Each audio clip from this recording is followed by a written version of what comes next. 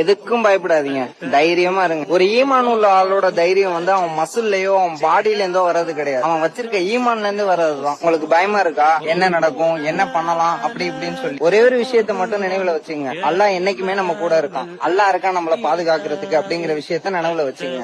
எங்கேயாவது ஒரு இடத்துக்கு புறப்படும் போது நம்ம என்ன சொல்லி வெளியேறோம், பிஸ்மில்லா தவக்கல் தல்லா அப்படின்னு சொல்லி வெளியேறோம்ல, அதாவது அல்லாவை நம்பி நான் வெளியேறுகிறேன் அப்படின்னு சொல்லி ஒரு நம்பிக்கையிலே தானே வெளியேறோம். அந்த மாதிரி எல்லா விஷயத்துக்கும் அல்லாவை நம்பி செய்யுங்க, அல்லாஹ் கூட இருக்கான்னு நம்பி செய்யுங்க. கடமையே செய்யணும், உண்மையா பேசணும், நியாயமா நடக்கணும். இப்படி இருந்தா யாருக்கும் பயப்பட தேவையில்லை, அல்லாஹ் ஒருவனை தவிர.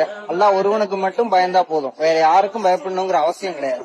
அல்லாஹ் குர்ஆன்ல சொல்றான், நான் உங்களுக்கு உதவி பண்ணா உங்களை யாராலையும் தோக்கடிக்க முடியாது அப்படின்னு சொல்லி. தைரியமா இருங்க, உண்மையை பேசுங்க, எது சரியோ அதை செய்யுங்க. உங்க பாதுகாவலன் வந்து சுத்தி இருக்கிற மக்கள் கிடையாது, உங்க பாதுகாவலன் வந்து அல்லாஹ் அர் ரஹ்மான் அல் ஹபீஸ். அவனுக்கு தெரியும் உங்களை எப்படி பாதுகாக்கணும் அப்படின்னு சொல்லி.